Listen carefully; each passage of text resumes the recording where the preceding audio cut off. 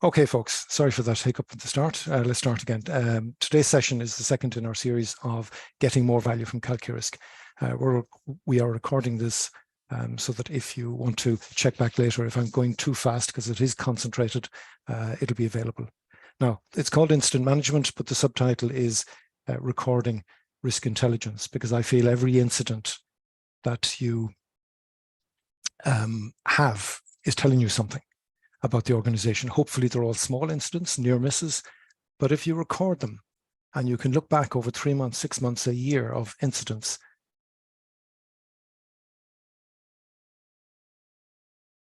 encourage you to record incidents. Now, the structure of these sessions is that we're going to talk about, I suppose, the basics of recording, whatever it is. The last time we did risks, now we're doing incidents. Then I'll talk a bit about how it's integrated with the other function. I'll do and show you some customers, and they're in our systems library, so we can publish them to, if you think any of the reports you see today are good and useful, we can add them to your own custom report library.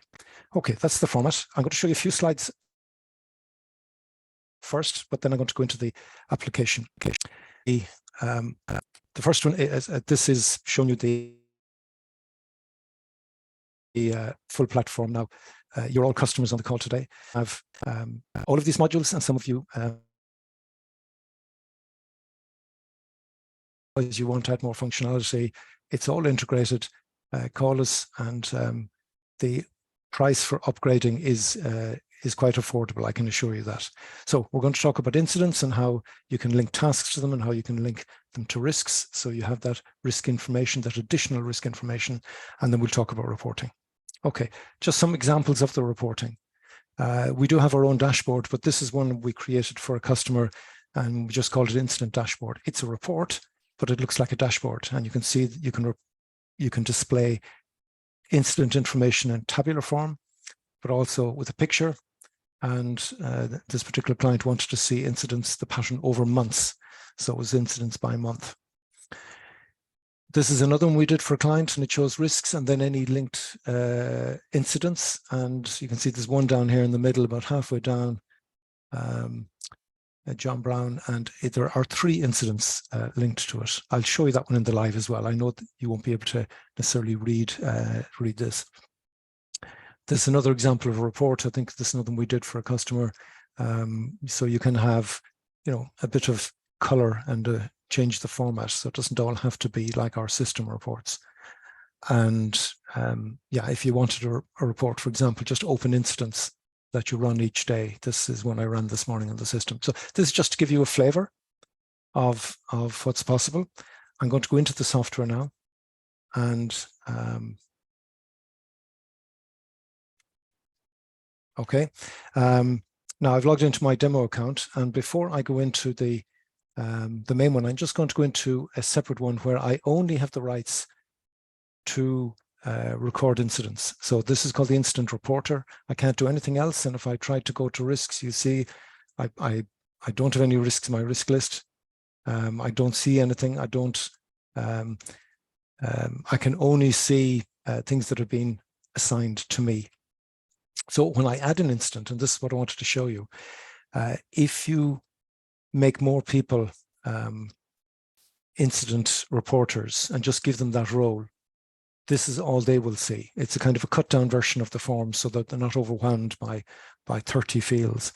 So they can put the description in, or there's the type, you get them to select the type, the status, when it was discovered, the source, is it internal, external, these are your drop downs, and who they're going to assign it to. Okay, kind of minimal information, they save it, and I'll describe to you what happens after that. So that's if you just want to give a lot of people the ability to record an incident, and that's a very simple form. A lot of people don't know that if you just have that role, you see a very cut down version of it. Now I'll show you the full version of it, because I want to talk about a few things. Now I put in an incident earlier, actually a couple of days ago, just to save time. And I looked outside the door and I saw a fire extinguisher, and I thought this might be a good thing to do. So I looked at the fire extinguisher, and lo and behold, the cert is out of date. So my description of my incident is now maybe a system downtime might have been a better one, that the email was down for an hour. But whatever the incident might be, I've put in here this description. I'm saying it's a maintenance issue. I'm saying the impact category, and these 3 fields here, by the way, these are 3 custom fields, and the bottom they can be whatever you want them to be. I call this impact category and said it's compliance impact, but that might be wasteful, because over here under categorization we have the what's called the what matters, and you'll know that from your risk criteria, and I have the 5 categories which I would call impact categories anyway. So you might use that and say this is a compliance thing, and put it in there. But anyway, that's a detail at this stage. To log an incident, there are 5 fields you have to put in, and it's the description, it's the type, it's the status, and this is your drop down. So you might start with an incident open, you might have, now I've put them in the wrong order here, but the next one might be under investigation, then it might be pending review, and then closed. It's different for every customer, so think about that first and the order you want them to appear. The date discovered, and that's different to the date it occurred. You know, it might have only been whatever the incident is discovered today, but it happened last Friday. That's a piece of information as well. The source of this, and again, this is your drop down. Don't look too closely at my list. Won't be always logical in a demo system, but what's the source of this incident? Again, a kind of a rough categorization, and who are you going to pass it to? Could be to yourself, or it could be to somebody else in the organization. And if you put those, I think 5 fields, there's just 5 that are mandatory, and save. Now, what happens when you save is that 2 messages go out if you've it configured. And the messages, if I can show you in the templates, if I say incident INC, okay, I have 2. One is an incident assigned, and that would be a message to say, this is how you can write it. Dear Emer, you have been assigned incident by Jerry. The incident number is, 1, 2, 3, 4. And this is the description. Please log in and follow up. That's your note, your template, and that will get sent to the person that you assigned the incident to. But we have another one, and it's incident notification. And this is a separate email that you can have sent to a particular email address, and it might be a group email address, so that you tell 3 people that Jerry has raised an incident and assigned it to Emer, and this is the number and this is the description. And this came in some time ago from customers who wanted an alert sent to a central area to say another incident has been recorded, just to notify them. Now, if I go back to my incident, if you're still with me, and we look at the stuff that you can generally record. We'll just take this one again.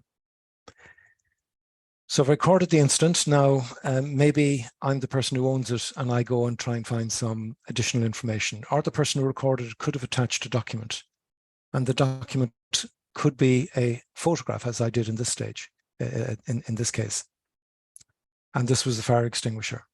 So I took a photograph of the fire extinguisher, and let me just rotate it here. And sure enough, I can see that the date of the last maintenance was in 2015. Dear God, that's not acceptable. So we've got to do something about it. So there's my evidence. And again, you can attach photographs, you can attach documents, whatever. I'm going to raise a task and assign the task to somebody. And the task is order a new carbon dioxide fire extinguisher. And when I entered that task and I assigned it to somebody, if you know the tasks module, I assigned it to this guy, an email would have gone out to say you've been assigned this task. If you're still with me, right? Hope you are. I'm just watching the time. I am going a bit fast, so I can slow down maybe a bit. Now, maybe I went straight to the task, but maybe you consider the incident, and you're probably familiar with the language CAPA, Corrective Action, Preventative action, CAPA, some people say, to recertify or replace the extinguisher. And you might decide, well, it's 8 years old, let's just get a new one. But the recommendation here is recertify or replace, and the preventative action is include checking of extinguishers on a semi-annual basis in the maintenance program. So it shouldn't be found by accident. This should be that everything is in order and include fire extinguishers. So that would be the preventative action. Corrective action I always see as the sort of if I'm the person following it up, and the person who reported it put in the date discovered. In this particular case, as I said, I probably should have picked a system down door, and I thought inspiration, a fire extinguisher, but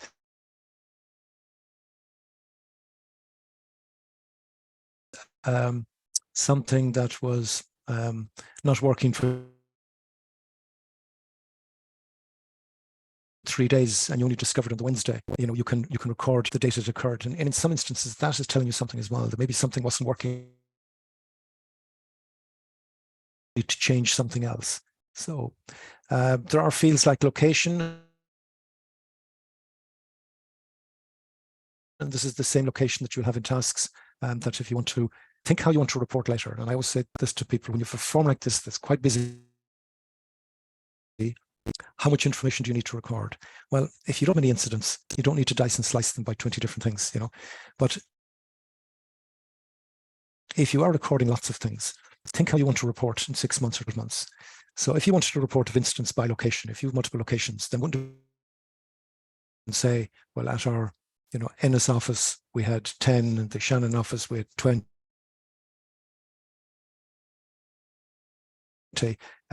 If that's the sort of thing you might buy, and it's free text because it might be a user, but it might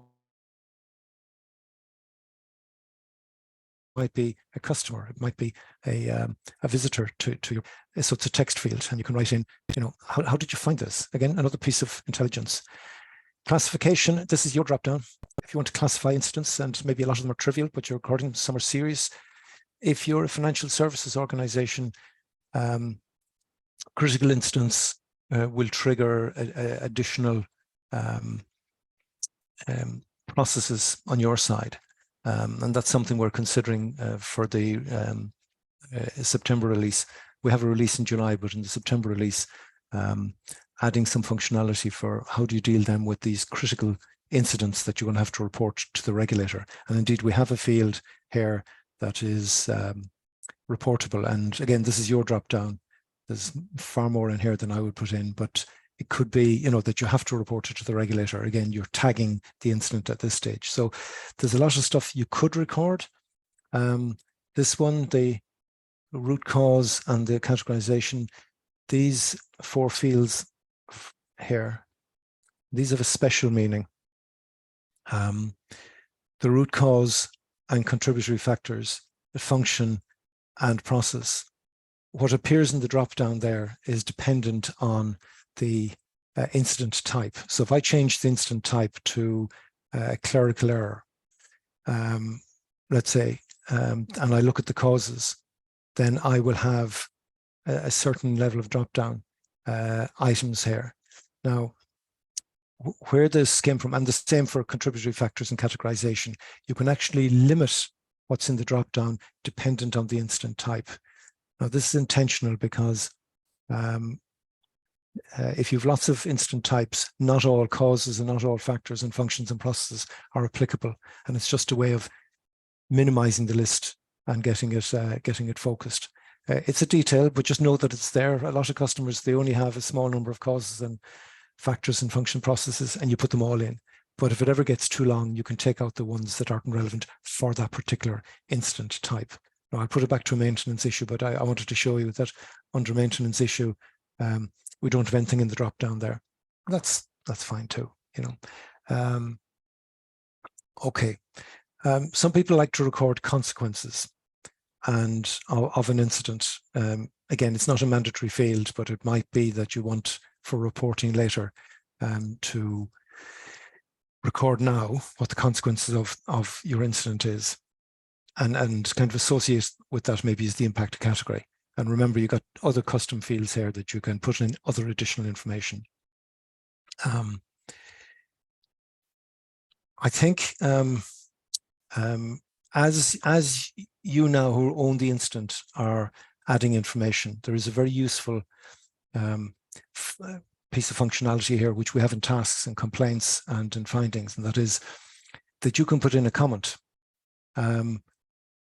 If the incident requires investigation and requires tasks to be done, and you want to record the ongoing activity, you can say, look, I've ordered confirmed will be delivered, delivered on June the 15th. Right, so you could put in another comment, and certainly not for every incident, but for some incidents, it might be a key thing to have. Sorry, I've come back to the list. It might be important to have a log of the activities you've taken, particularly if it was an insurance type incident that is covered by insurance, and you just need to have a record of everything you did to minimize maybe the loss or whatever. In any case, it's a place where you can record ongoing comments. Now, I think I've covered the recording of the information there. It's certainly at first pass is enough information to recording on an incident. Now, as I said, I think incidents are risk intelligence, and I think I have risks in the system that probably, when I'm looking at the risk, I should be aware of this incident. So you click on the risks button. And as I was doing this, I couldn't help thinking that we have add here, and it should be link, because the risks are in the system. And what you want to do is you want to link this incident to a risk. So what I did here to pick this one, fire within the building, I went, so that's in environment, and then in environment. And by the way, in the next release, there'll be a search here, so you'll be able to find it. And I said fire within the building, and then I can add. Now it's probably going to tell me it's linked already. It is linked already. But so I think what I will do, we'll change that where it says add to actually to link.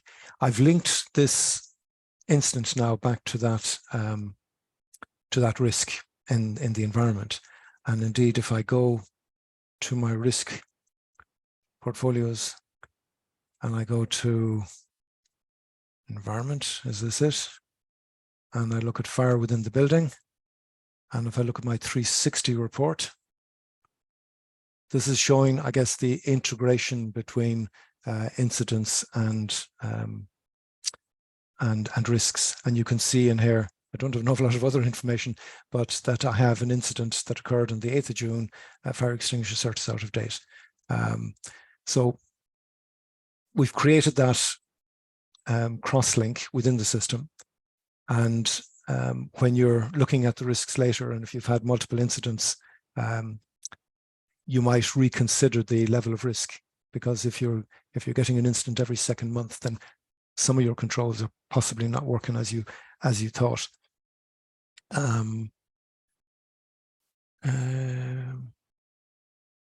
Okay, I think I've probably covered that. There is, okay, let's look at reports. And by the way, if you have questions at any stage on this, put them into the chat or the Q&A. We'll pick them up. There is a built-in report, print report, and this was something we did before we had the custom reports. I can see there's a Q&A, and in this instant report, I can see associated risks and associated tasks. And I think down at the bottom, we even put in, so you could print this off and get some signatures, because that's at the time when we did this, that's what people did. But now I find that with the custom report, it's treated differently. So let me have a look at the QA. Can you add your own incident types? Absolutely, Sandra. Let me show you that if you wish. If you have admin rights, account parameters, lookups, and if I go GN general incident type, there's 133. I click on the 133, and there you can see somebody's gone mad here. This is a demo account, so I'm not going to add another one, but I could edit one. This is what it would look like adding it as well. So if I go in here and I would change this to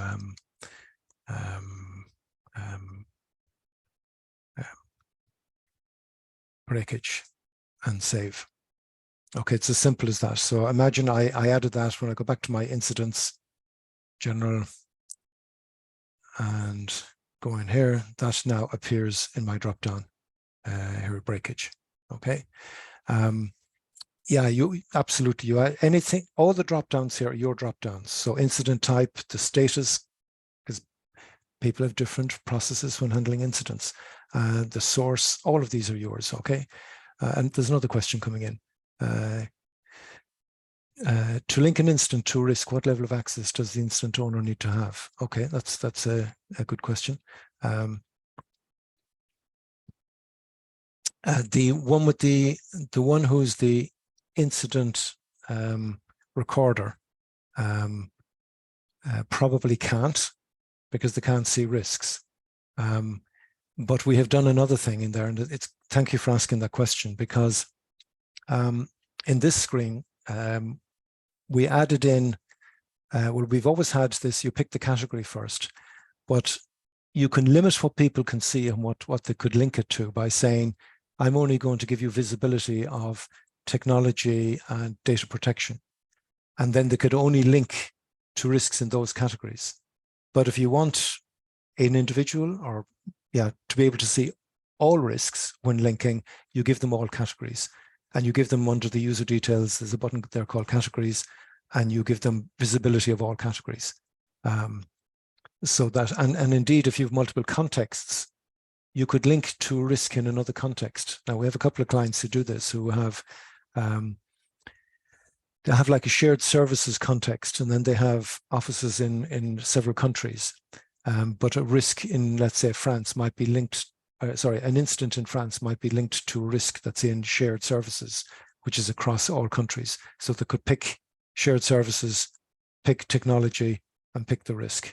And as I said, we'll change that to link. That's the functionality of that.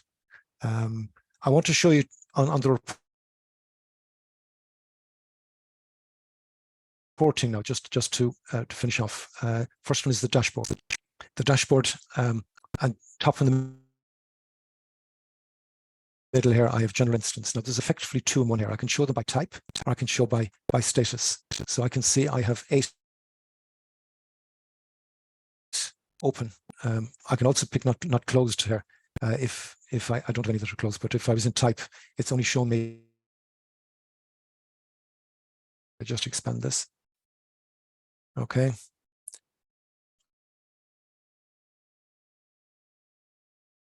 I hope you're hearing me okay. It says my internet connection is my instance, and I think the one I put in was a maintenance.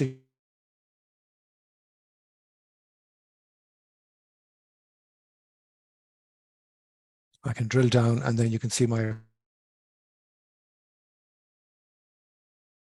fire extinguisher here. So think you can see the current status now, or the type. As it'll show me the last 12 months, or I could pick a particular source and say, well, show me all external incidents, in the last year, all internal then. Okay. So you can dice and slice, but probably where you will spend most time is in the custom reports. Okay. And here I have a few that I want to show you. The incident dashboard, first of all, this is one we did for one client, but we can make it available to you as well. And the idea is you can select a date range. So you can pick, a calendar as well using that, and view a report. And the thing is, as you're viewing report, if you have parameters up the top, you can change the parameters and just refresh the report. So this is now off building that numbers, I've got a picture, and I've got another picture. And I could change this here. I could change that to, let me see, if I changed it to the 1st of 2022, and just go view report, you'll see that I have I'll show you another one that we did recently as well, and it's this one. I just put it in here yesterday. Because we're linking the instance back to risks, if you now want to take the risk view and see, well, what instance do I have attached to my risks? So this is effectively your risk register, because I'm showing it all the risks with the highest level risk at the top, and I'm showing then on the right hand side any instance linked to those risks. And if you go halfway down the middle here, and I'll just maybe expand this because I know some of you might have smaller screens and you're trying to squint and read in here, but if I pick this one here, you see this one, there's 3, don't worry about what the actual inserts, just a demo count, but there's 3 incidents here linked to this one risk. Okay, so that's a way of getting the big picture view. One, you've got all your incidents, but you see what risks they're linked to. And maybe when you look at it in this, you might link them to other risks as well. You can link an instance to multiple risks, okay, and you can link multiple instances to a risk. I have 2 pages of this report. Okay.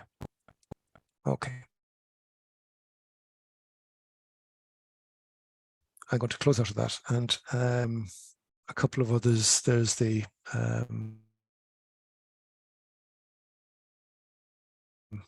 open incident report. Again, tick and view. These are ones that if you had the skills, you can create, or we can create them for you. This is just, I think, not closed incidents. And again, you decide what information you want in each column. You can have as many columns as you wish, and when you print it out, you know, this is an A4 landscape. That's what the printout would look like. Okay, I'm going to pause there, and if there are any other questions, because we've got 2 minutes left, but I hopefully have given you a feeling for what is possible with incidents. And I just go back to the incident now. And if there is a question in, I can see that. Sarah, with the custom report that shows risks and linked incidents, only show risks that have incidents, or all risks, even those without incidents? That's a very good question.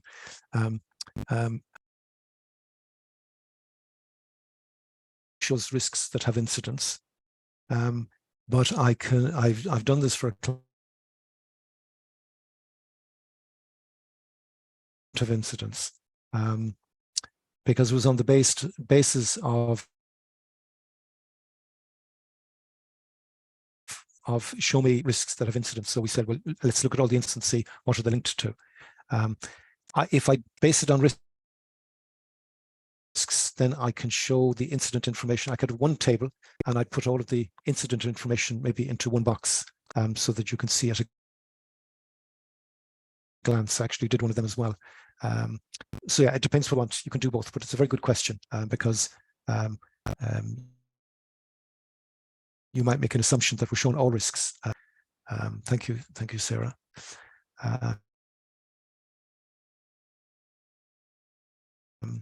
Still time for one more question. There were good questions. Have you any more of them? You can see on this screen, by the way, you can filter what you're looking at by status, or by process, or by type. But you can also, if you're looking at all incidents and you're trying to find any incident maybe to do with fire, just type fire in here. You probably know this from other screens, but column visibility. If you want to put in your custom fields in this screen here, you can actually, you will know it, but you can actually say, well, look, I don't need the ID in here, and I don't need the classification. You can actually tailor the screen, and it's sticky. It'll remember what you selected. that's something that now that we know how to do it, we're looking at for other grids. So don't all rush, but let us know. Actually, what I would like to, I can ask you before you go, if there are other I don't want to say modules, but functionality that you'd like us to do this kind of session with. We're thinking the next one might be in September. We might pause for July and August. But hey, if you say, no, I'm around July and August and doing on tasks or doing on complaints, tell us, let us know what you want, because this is for users. This session is purely for people who are already using the system. And I just want to show you what's possible, because sometimes, certainly in my experience, you start talking to customers and they say, I didn't know could do that. So tell us what you want to know. Guys, thank you for your attention. Thanks for your time this morning, and hope to see you again soon. Bye-bye. Oh, we got a question. A quick one. Thanks. Okay. So thank you. You're welcome. Take care. Bye-bye.